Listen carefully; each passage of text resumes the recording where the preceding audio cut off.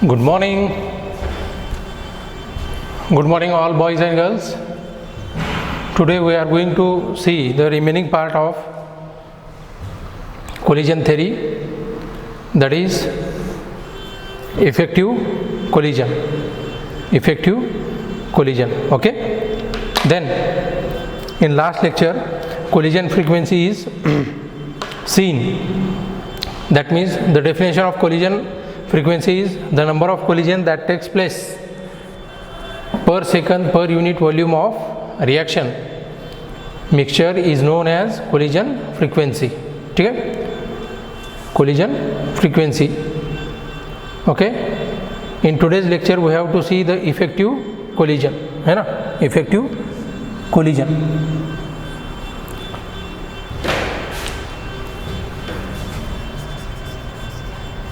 Effective collision. ठीक है, आज हम देखेंगे इफेक्टिव कोलिजन के बारे में, है ना. तो अब इफेक्टिव कोलिजन होने के लिए क्या क्या ज़रूरी है वो भी चीज़ें देखेंगे, है ना. क्योंकि हमने लास्ट लेक्चर में बताया था कि मोर और less effective collision is nothing but it is equal to threshold energy, है ना. More or less it is equal to threshold energy. That means effective collision is more or less equal to threshold energy. Okay, threshold energy. And what is mean by threshold energy? The collision molecules should possess a certain minimum amount of energy, है ना. Collision molecule should possess a certain minimum amount of energy to give products. This minimum amount of energy is called threshold energy, है ना. क्योंकि देखिए threshold energy किसको बोलेंगे कि जैसे कोई रिएक्शन हम लोग कर रहे हैं तो रिएक्शन से हमें रिएक्टेंट से प्रोडक्ट तो मिल रहा है ना. अब रिएक्टेंट से हमें प्रोडक्ट तो मिला, है ना, लेकिन अब वहाँ पे जो रिएक्टेंट मॉलिक्यूल्स हैं तो रिएक्टेंट मॉलिक्यूल्स क्या होना चाहिए, एक दूसरे से कोलाइड होने चाहिए, है ना. फर्स्ट रिक्वायरमेंट है हमारी. तो उसके अंदर में क्या होना चाहिए कि कोलिजन होने के लिए मिनिमम अमाउंट ऑफ एनर्जी तो लगती ही है, मिनिमम अमाउंट ऑफ एनर्जी तो लगती ही है. तो जितनी मिनिमम कम से कम मिनिमम अमाउंट ऑफ एनर्जी जो कि कोलिजन के लिए चाहिए, जिससे कोलिजन हो और कोलिजन से क्या बने, प्रोडक्ट बने, तो वो जो एनर्जी होती है मिनिमम अमाउंट ऑफ एनर्जी जिससे मॉलिक्यूल्स क्या हो जाते हैं, कोलाइड हो जाते हैं, तो उसको बोलेंगे हम लोग इफेक्टिव कोलिजन. इफेक्टिव कोलिजन जो कि किसके नियर अबाउट होता है, थ्रेशोल्ड एनर्जी के. That means the minimum amount of energy which is required to collide molecules, it is called threshold energy and which is more और सेम मोर और equal to effective collision, है ना. Threshold energy बोलेंगे उसको, है ना. ठीक है. अब मान लो कि कोई रिएक्शन हम लोग कर रहे हैं, है ना, रिएक्शन कर रहे हैं. तो अब रिएक्शन जब भी करेंगे तो रिएक्शन में क्या होगा, दो मॉलिक्यूल्स के अंदर में जितना डिस्टेंस कम होगा तो उतना अट्रैक्शन बढ़ेगा. इन द सेंस क्या होगा कि अट्रैक्शन बढ़ेगा, इन द सेंस क्या होगा कि अपोजिटली चार्ज होंगे तो अट्रैक्शन बढ़ेगा. मतलब वहाँ पे थ्रेशोल्ड एनर्जी मतलब मिनिमम अमाउंट ऑफ एनर्जी होनी चाहिए जो कि मॉलिक्यूल्स क्या हो जाए, एक दूसरे से कोलाइड हो जाए और प्रोडक्ट बन सके, मतलब नए बॉन्ड फॉर्म हो जाए, बराबर ना. तो ये एक रिक्वायरमेंट है हमारी. अब जैसे एक्टिवेशन एनर्जी जैसे देखते हैं हम लोग, तो एक्टिवेशन एनर्जी के बारे में एनर्जी तो रिक्वायरमेंट है ही, है ना, क्योंकि रिएक्टेंट से हमें प्रोडक्ट में कन्वर्जन करना है ना. जैसे मान लो कि यहाँ पे रिएक्टेंट है और ये बन गया हमारा प्रोडक्ट, है ना, और ये है हमारा रिएक्टेंट. ठीक है, कोई प्रोडक्ट हमने यहाँ रखा है, अब इसको पुश कर रहे हैं हम लोग, हमको यहाँ लेके जाना है, तो इसके लिए क्या चाहिए, एनर्जी तो चाहिए, है ना. तो वही एनर्जी हम लोग क्या करते हैं, उसको पीछे से प्रोवाइड करते हैं इधर से, तो वो क्या हो जाए, प्रोडक्ट में कन्वर्ट हो जाए, है ना, जिसको हम एनर्जी ऑफ एक्टिवेशन करते हैं, या तो एक्टिवेशन एनर्जी भी कहा जाता है उसको. ठीक है ना, एनर्जी ऑफ एक्टिवेशन. जैसे मान लो कि रिएक्टेंट है ना, ये हम लोग देख रहे हैं, ये क्या होगा, ये एक्टिवेशन एनर्जी होगी हमारी, क्या होगी, एक्टिवेशन एनर्जी होगी. तो ये रिक्वायर्ड रिएक्टेंट को प्रोडक्ट में कन्वर्ट करने के लिए कौन कौन सी चीज़ें रिक्वायर्ड होगी या तो होनी चाहिए, तो वो हम लोग देख रहे हैं, है ना.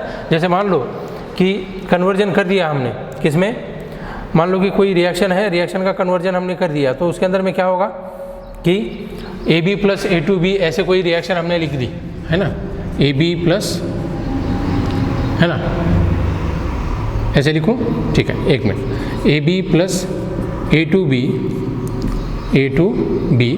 अब इसका कन्वर्जन हम लोग कर रहे हैं किसमें, प्रोडक्ट में। ये तो हो गए हमारे रिएक्टेंट AB प्लस A2B। अब वो कन्वर्जन होके क्या होगा, क्या बनेगा, AB2 और A2, है ना, AB2 प्लस क्या रहेगा, A2। देखो बराबर बन रहा है क्या, है ना।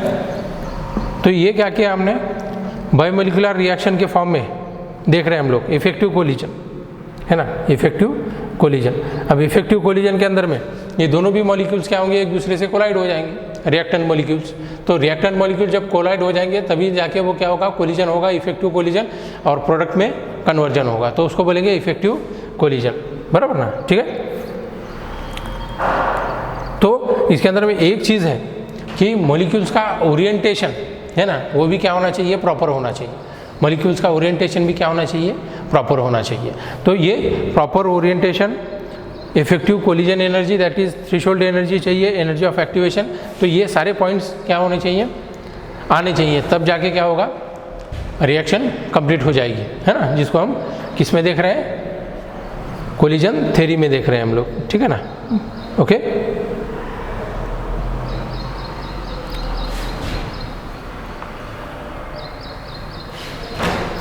है ना।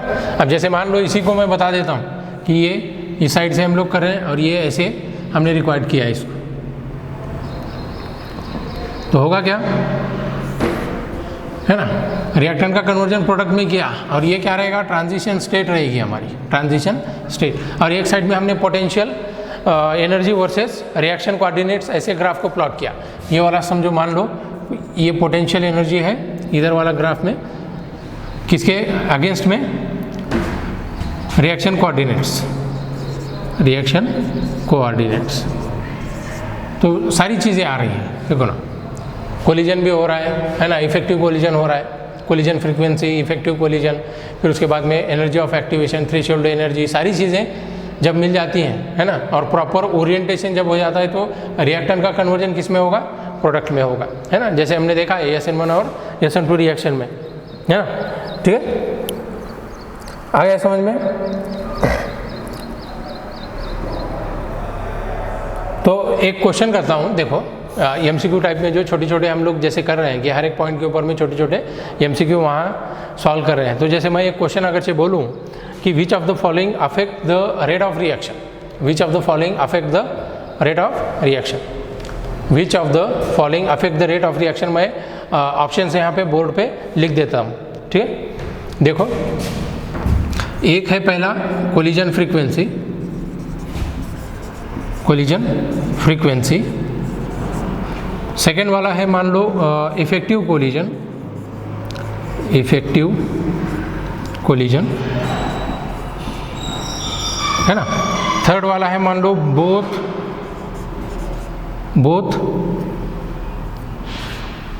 A and B,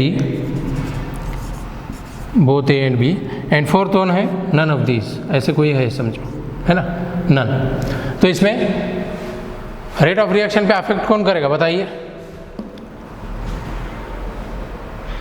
rate of reaction पे अफेक्ट कौन करेगा, इफेक्टिव कोलिजन करेगा, ओके, कोलिजन फ्रीक्वेंसी ऑब्वियसली, फिर ऑप्शन क्या आएगा, बोथ A एंड B। तो छोटे छोटे पॉइंट्स भी क्या हो जाते हैं, क्लियर होने लगते हैं, ठीक है।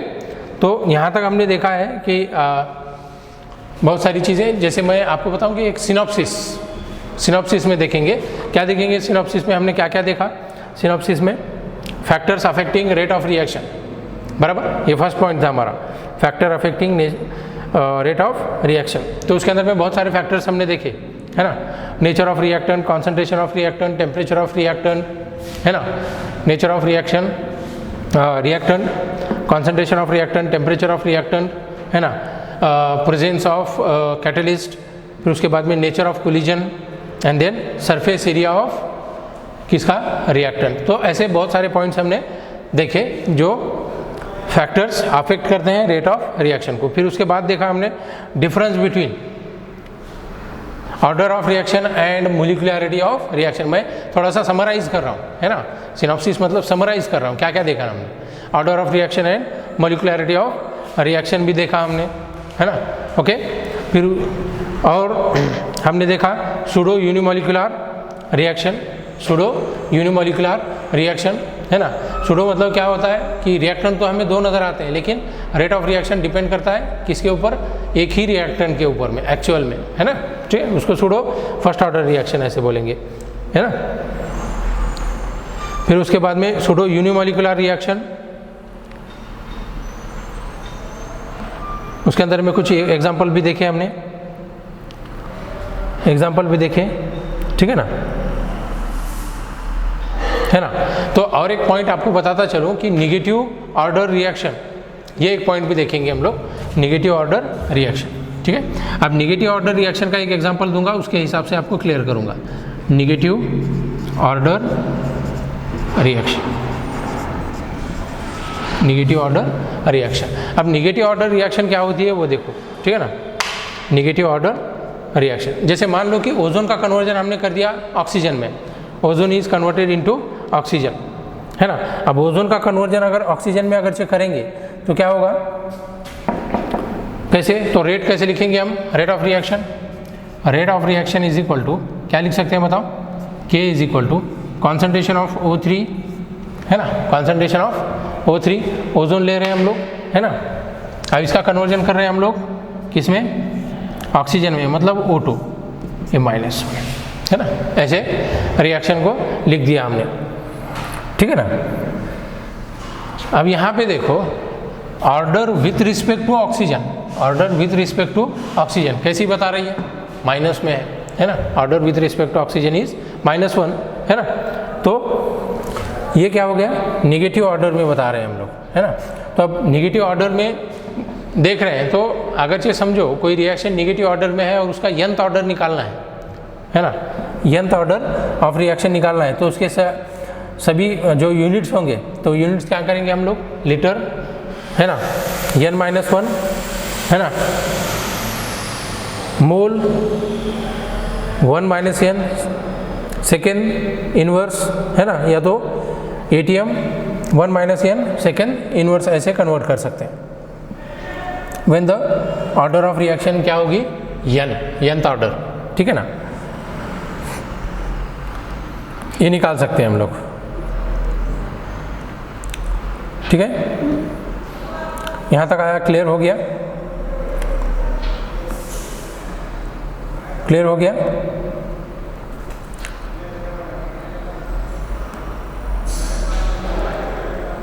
क्लियर हो गया।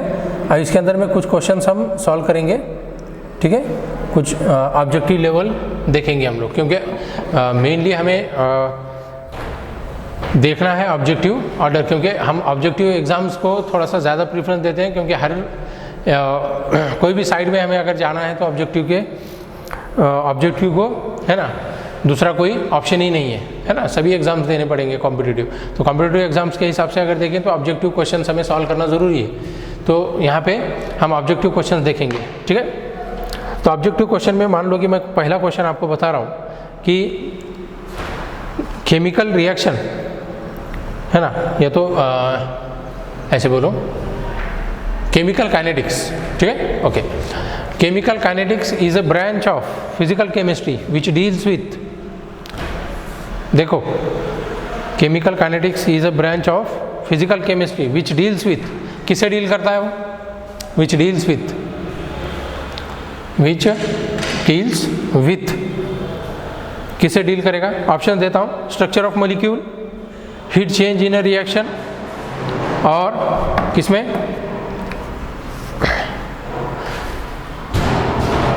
Chemical kinetics is a branch of science which deals with structure of molecule, second option heat change in reaction, third option physical change in a reaction, और rate of reaction। Correct option क्या आना चाहिए, क्योंकि chemical kinetics ये branch है, कोई भी reaction का क्या चेक करते हैं वो लोग, रेट ऑफ रिएक्शन चेक करता है। केमिकल काइनेटिक्स क्या करता है, कोई भी रिएक्शन का रेट ऑफ रिएक्शन चेक करता है ना, कौन सी रिएक्शन कितने स्पीड से होगी, है ना, कोई रिएक्शन स्लो होगी या फास्ट होगी, या कोई रिएक्शन स्लो है या फास्ट है या मॉडरेट है। तो ये चेक करने का काम कौन सी ब्रांच करती है, केमिकल काइनेटिक्स करती है ना, ठीक है। ये फर्स्ट हो गया। सेकेंड,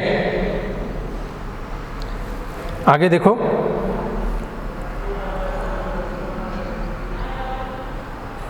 आगे देखें,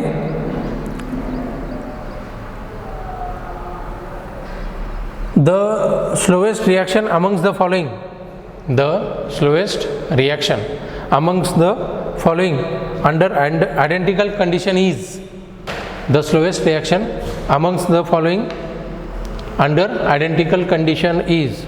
तो हमें क्या देखना है, स्लोएस्ट रिएक्शन कौन सी होगी, चार ऑप्शन देंगे, चार ऑप्शन में से स्लोएस्ट रिएक्शन कौन सी होगी जिसको हम सभी रिएक्शंस को क्या कर रहे हैं, आइडेंटिकल कंडीशन सप्लाई कर रहे हैं, चारों भी रिएक्शन को आइडेंटिकल कंडीशन सप्लाई कर रहे हैं, लेकिन चारों में से सब में स्लोएस्ट रिएक्शन कौन सी होगी।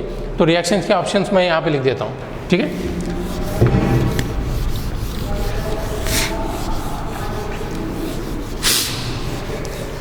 ठीक है, स्लोएस्ट रिएक्शन निकालना है, तो ऑप्शंस मैं यहाँ पे लिखूँ, ऑप्शंस लिख देता हूँ, ठीक है। देखो, NaOH plus HCl, NaOH plus HCl gives NaCl plus H2O, ठीक है। सेकेंड ऑप्शन आपको आएगा H plus OH minus gives H2O। Third option आएगा 2NO plus O2 gives 2NO2। Fourth option आएगा CH4 plus 2O2 gives CO2 plus 2H2O, है ना, ये वाला आएगा, ठीक है। तो देखिए, हमें स्लोएस्ट रिएक्शन निकालना है। जैसे मैंने आपको एक पॉइंट बताया था, एक पॉइंट हमने देखा था, शायद से आवाज़ आ रही है, मैं थोड़ा सा, है ना, डोर क्लोज कर देता हूँ, डोर क्लोज कर दूंगा।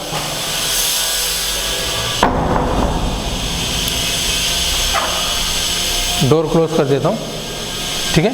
हाँ, चलो, अभी भी आवाज़ आ रही है, ठीक है। इतना ऑप्शन देखेंगे हम लोग, ठीक है। तो देखिए, स्लोएस्ट रिएक्शन कौन सी होती है, हमने देखा है, कोई भी रिएक्शन, है ना, जैसे मैंने एक पॉइंट, की पॉइंट आपको बताया था कि जितने भी आयोनिक रिएक्शंस होंगे, है ना, जितने भी आयोनिक रिएक्शंस होंगे वो क्या होंगे, फास्टर रिएक्शंस होंगे, फास्टर, जिसका रेट ऑफ रिएक्शन क्या होगा, फास्ट होगा, है ना। बट, है ना, इन कोवेलेंट के बारे में क्या बताया था, आयोनिक के लिए तो फास्ट होंगे, नो डाउट, ये तो क्या होगा, आयोनिक है, फास्टर होगा। लेकिन कोवेलेंट कंपाउंड्स के बारे में क्या बताया था मैंने,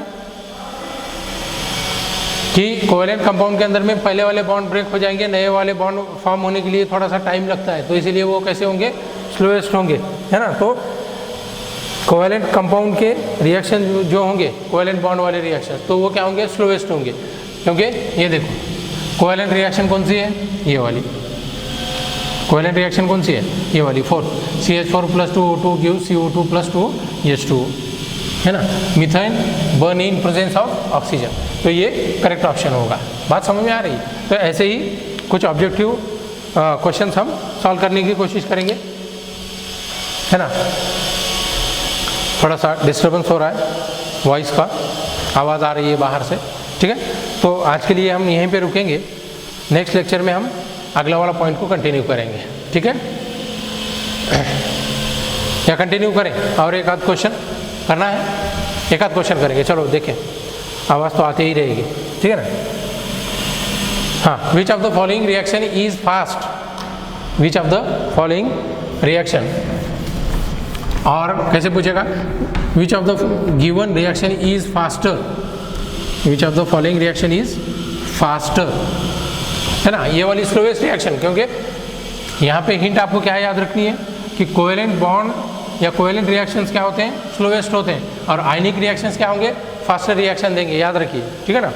ओके, अब अगला देखिए, which of the following is fast reaction at laboratory, fast reaction at कहाँ पे? लेबोरेटरी, ठीक है। लैब में कौन सी रिएक्शन फास्ट होगी, जिसमें ऑप्शंस आपको दिए हैं, reaction between KMnO4 and oxalic acid, reaction between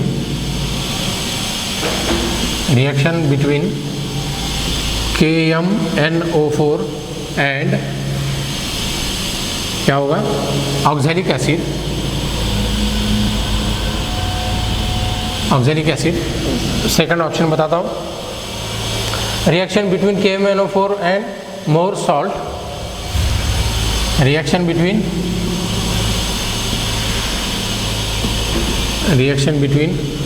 KMnO4 and bores salt, ठीक है, bores salt, sorry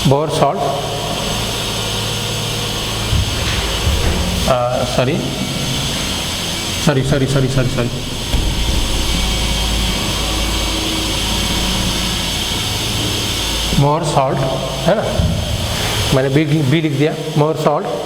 third option है hydrolysis of ethyl acetate, hydrolysis of ethyl acetate, hydrolysis of ethyl acetate, ethyl acetate. And fourth one है thermal decomposition of N2O5, thermal decomposition of N2O5।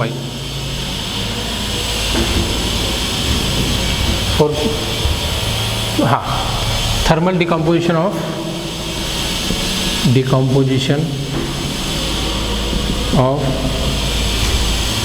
N2O5, है ना।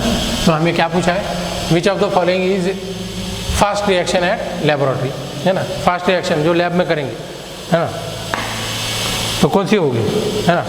अब हमें एक चीज़ पता है कि जितने भी आयनिक रिएक्शंस होते हैं वो फास्ट होते हैं, है ना, जितने भी आयनिक रिएक्शंस होते हैं वो फास्ट रिएक्शंस होते हैं। तो अब हमें क्या देखना है, लैब में कौन सी रिएक्शन फास्ट होगी, है ना। तो इसका करेक्ट ऑप्शन होगा reaction between KMnO4 and Mohr's salt, second option correct आएगा, मोर्स सॉल्ट, ठीक है।